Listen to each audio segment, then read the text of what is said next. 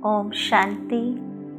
आज परमात्मा के मधुर महावाक्य है कि मीठे बच्चे, तुम जो भी कर्म करते हो उसका फल अवश्य मिलता है। इसलिए हर कर्म करते हुए हमें सावधानी रखनी है। कोई भी कर्म निष्फल नहीं जाता। अच्छा कर्म अच्छा फल देता है और बुरा कर्म बुरा फल देता है।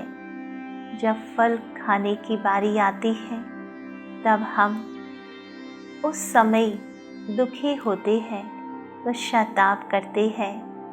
कभी अच्छा फल मिलता है तो बहुत प्रसन्न हो जाते हैं। तो उस समय हमें सदैव यह स्मृति में रहे कि हमने जो भी कर्म किया है उसी का फल हमें प्राप्त हो रहा है। इसलिए हमें अच्छे फल में बहुत खुश भी नहीं होना है और बुरे फल में बहुत दुखी भी नहीं होना है, परंतु अपने कर्मों पर एकाग्र होना है, कर्मों के प्रति सावधान होना है। परमात्मा कहते हैं कि निष्काम सेवा तो केवल एक परमात्मा करते हैं, बाकी हमें तो हर कर्म का फल मिलना है। अगर कोई कहता है कि हमें कर्मों का फल नहीं चाहिए, तब भी यह फल अवश्य प्राप्त होगा। और इसलिए यह कर्मों का जो नियम है, सिद्धांत है, उसको संसार में कोई भी रोक नहीं सकता। कोई भी इससे परे नहीं। केवल एक शक्ति यह कर्मों के परिणाम से परे है और वह है परम शक्ति, परमात्मा, जो हम आत्माओं को कर्मों का ज्ञान देकर कर्म श्रेष्ठ बनाने की शक्ति देते हैं। तो हमें हर कर्म करने से पूर्व परमात्मा ने जो समझ दी है, जो ज्ञान दिया है, जो शिक्षाएं दी हैं, उन शिक्षाओं को स्मृति में रखकर कर्म करने हैं।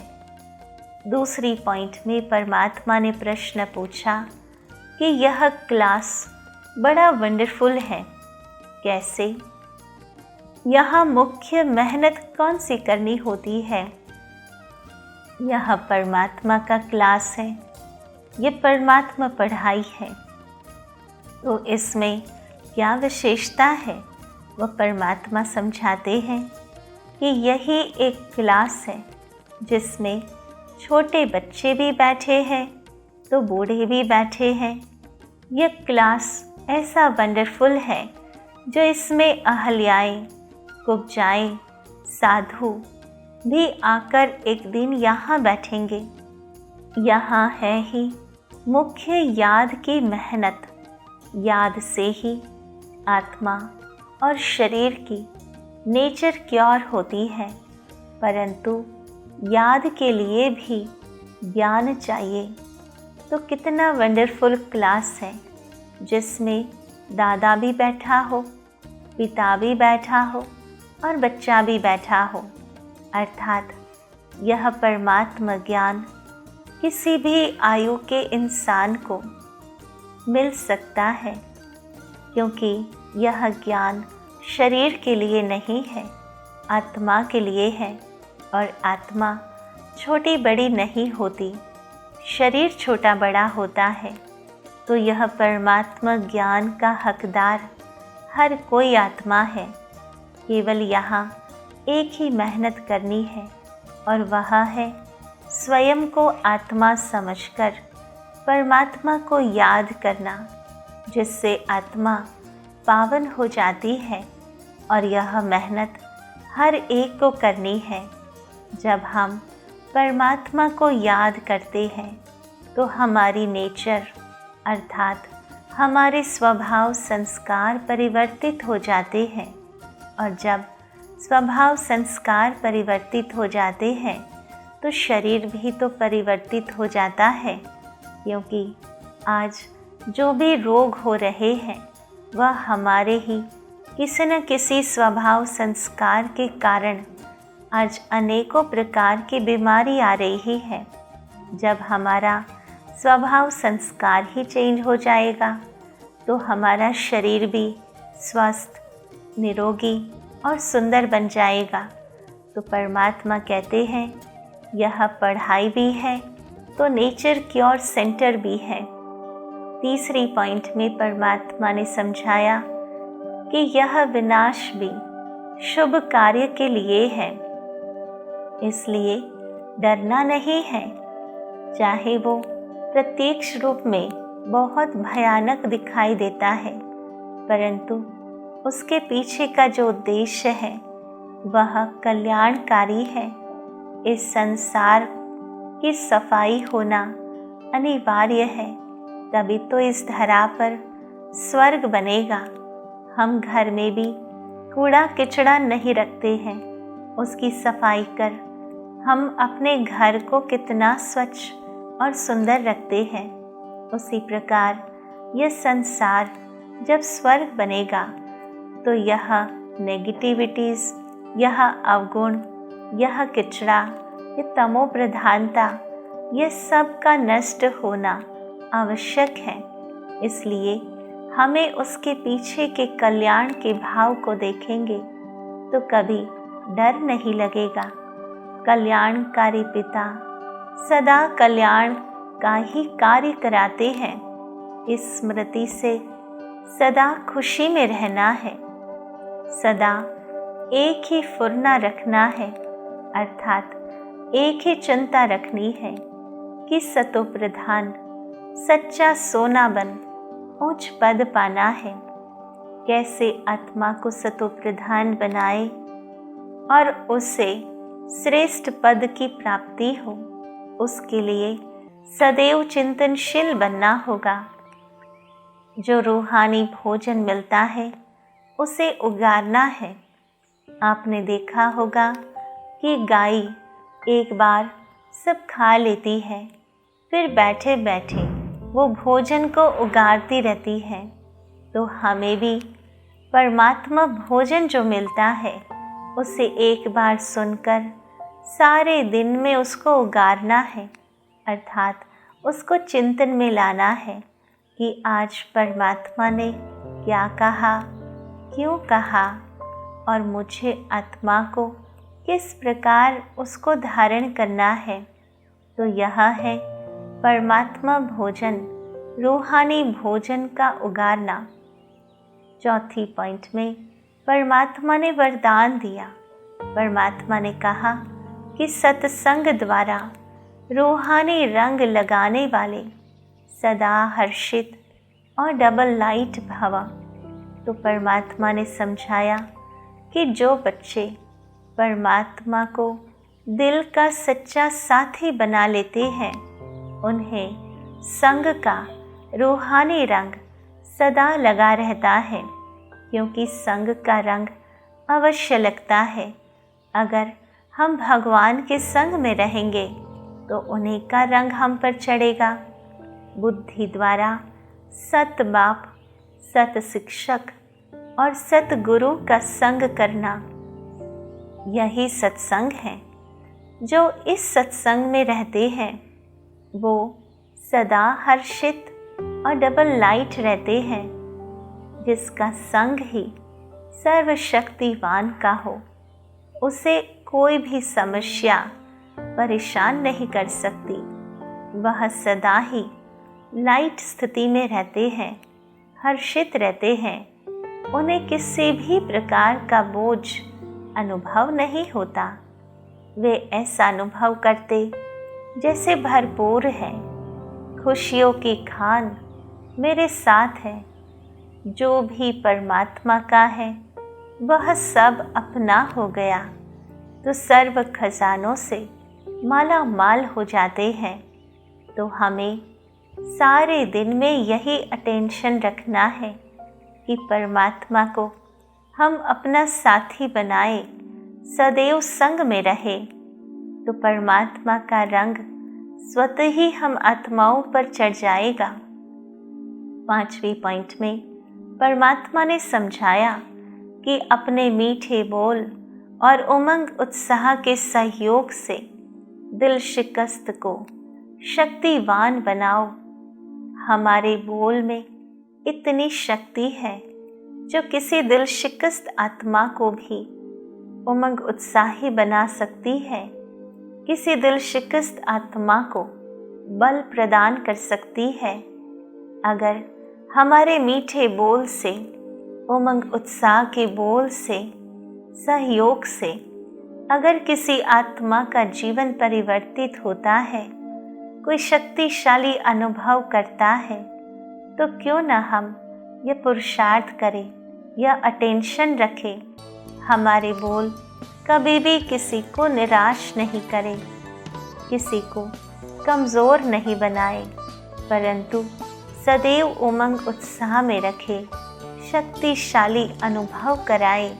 तो यही परमात्मा ने जो शक्ति दी है, वाणी की शक्ति, उसका सही प्रयोग माना जाएगा। तो परमात्मा ने आज हमें 5 बातें समझाई। तो आज परमात्मा ने विशेष रूप से 5 बातें समझाई। सर्वप्रथम परमात्मा ने समझाया कि तुम जो भी कर्म करते हो उसका फल अवश्य मिलता है। निष्काम सेवा तो केवल एक परमात्मा ही करते हैं। दूसरी पॉइंट में प्रश्न पूछा, यह क्लास बड़ा वंडरफुल है, कैसे? यहाँ मुख्य मेहनत कौन सी करनी होती है? तो परमात्मा ने समझाया, यही एक क्लास है जिसमें छोटे बच्चे भी बैठे हैं तो बूढ़े भी बैठे हैं। यह क्लास ऐसा वंडरफुल है जो इसमें अहल्याएँ, कुब्जाएँ, साधु भी आकर एक दिन यहाँ बैठेंगे। यहाँ है ही मुख्य याद की मेहनत। याद से ही आत्मा और शरीर की नेचर क्योर होती है, परंतु याद के लिए भी ज्ञान चाहिए।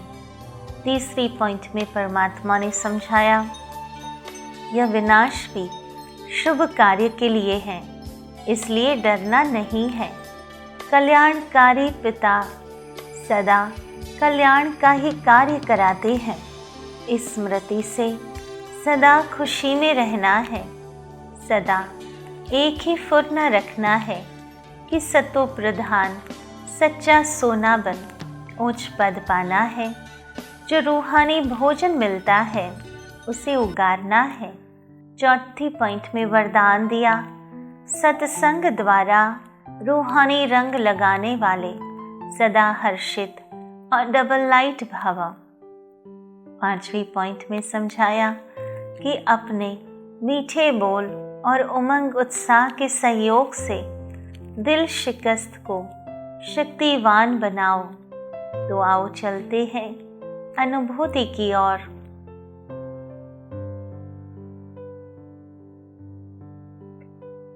ओम शांति। मैं आत्मा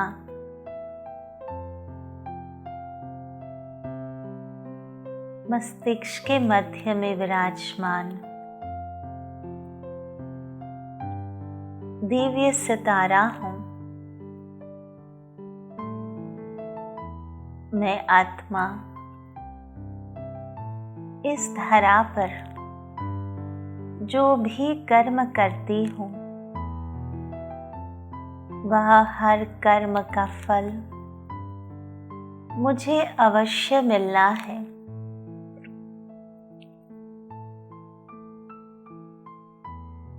मैं आत्मा श्रीमत के आधार पर हर कर्म करती हूँ, जिससे हर कर्म श्रेष्ठ बन जाता है, सुखदायी बन जाता है। अपने कर्मों से अन्य आत्माओं के समक्ष उदाहरण मूर्त बनती हूँ।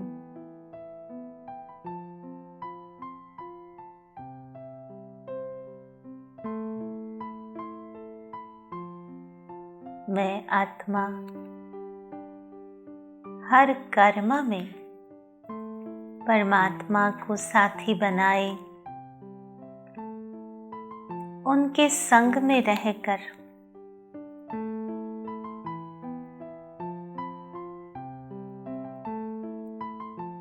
सुखदायी कर्म करती हूँ। परमात्मा के संग रहते रहते मुझ आत्मा पर उनके गुणों का रंग लग जाता है।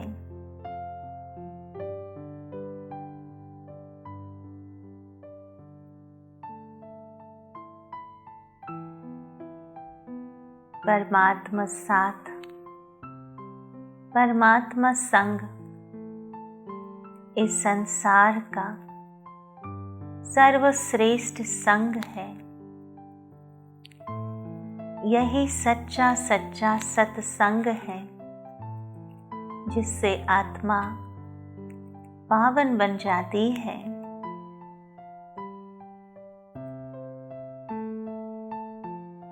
दिव्य बन जाती है।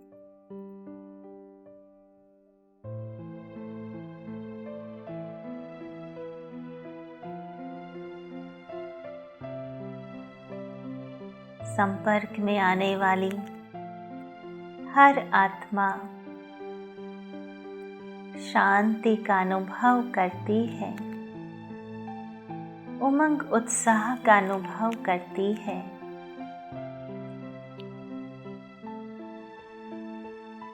शक्तिशाली अनुभव करती है।